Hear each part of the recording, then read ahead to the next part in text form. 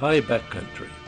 There are many places in the mountains, from Colorado to Canada, to find great snow. And after a day in wilderness, when the twilight descends, it is time to return to the hut on the meadows and dream about the endless turns in untouched deep powder. But all the dreams end.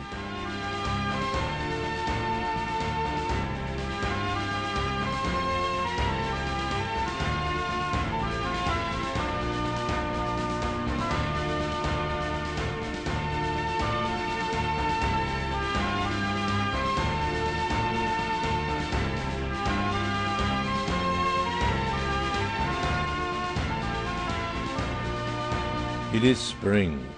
Well, there is still plenty of snow high up in the Rockies. In the east, the winter is only a memory. The skiing is over. Or is it really? In New Hampshire, on Mount Washington, the winter winds and avalanches have filled the ravines with snow, and the season does not end here in March or April. Large crowds gather in Tuckerman Ravine for the Memorial Day to ski and party. This was my 30th birthday, and I do not believe we missed a Memorial Day here for the next 24 years.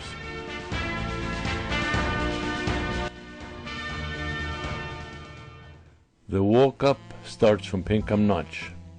Old times you carried everything for camping, skiing and climbing. The ultralight equipment was not invented yet, but then we were strong and maybe a little foolish. 2 hours on the trail took us to Howard Johnson's, the AMC shelter in the ravine. Then it was time to find a good spot for the tent, settle down, rest a bit, and go on to the head wall.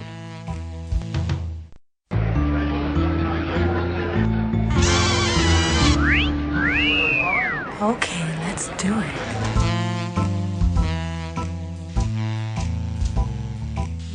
It is a steep walk to the top. The higher you climb, stepping into the boot prints left by the others, the steeper it gets.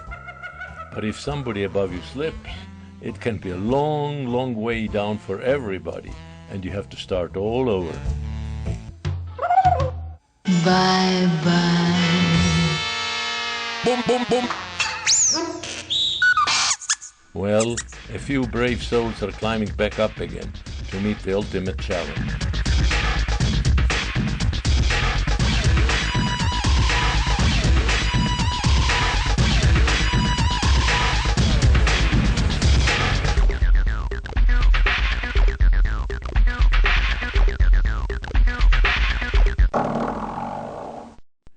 Don't worry.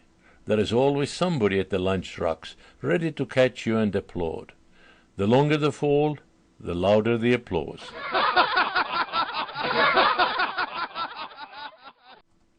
This is a place of extremes. It took a 6-mile hike to bring this watermelon up here. More and more skiers discovered the ravine, and the tent city grew around the Hermit Lake every Memorial Day. These were pleasant days and evenings in the camp.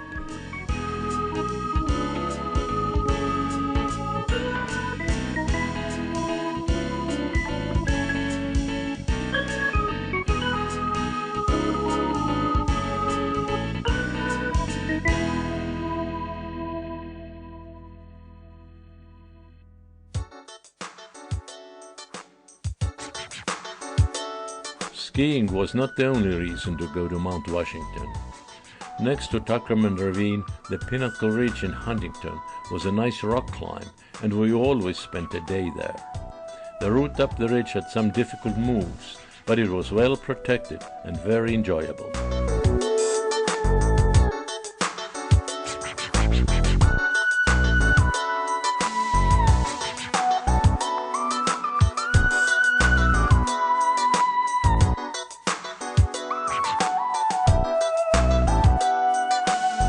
These climbs took us to the Alpine Gardens and then across the tundra back to Tuckerman Ravine. From the Lionhead, we could see the head wall, still dotted with the skiers. And then, yes, there were parties.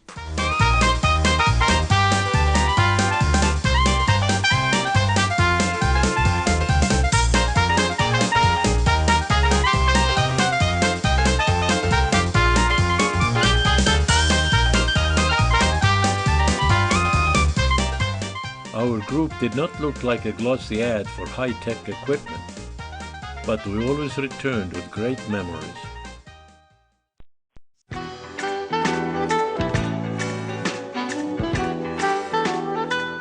The years passed. Now the Memorial Day became a family outing. Our son Mark here was ready to join us up the trail to see the Promised Land.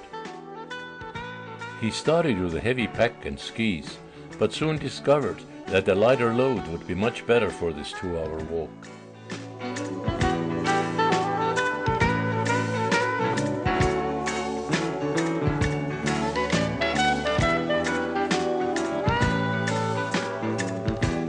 When we reached the head wall, Mark was in his element. Pretty good style for the first run on a strange slope in heavy snow. Things had changed and the regulators had done their job. Camping was not permitted anymore, and you had to get in line at 3 in the morning to reserve a space in the lean-to. But the rights for free expression were not restricted.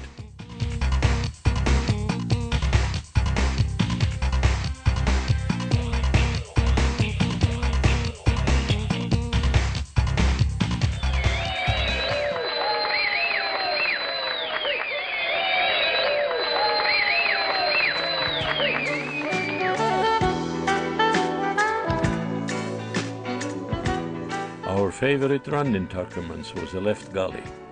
The steep snow near the top narrows to an hourglass and then widens for many nice turns. You do not want to slip on the way up, especially near the top.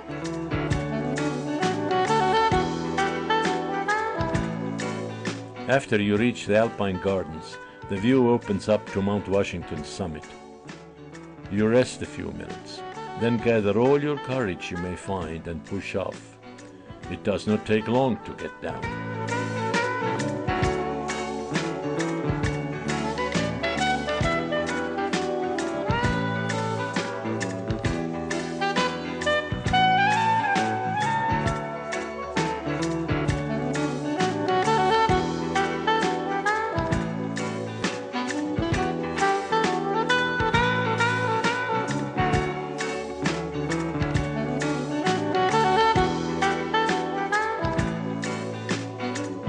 The longest run from top is the Hillman's Highway, a nice cruise from the Alpine Garden right to the camp. The walk straight up is not bad, but it can be also reached from the left gully by crossing some rocky terrain.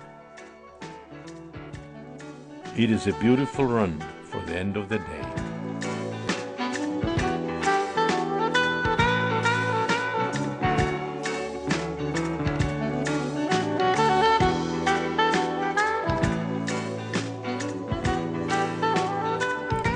And then comes the summer. Time to change the venue.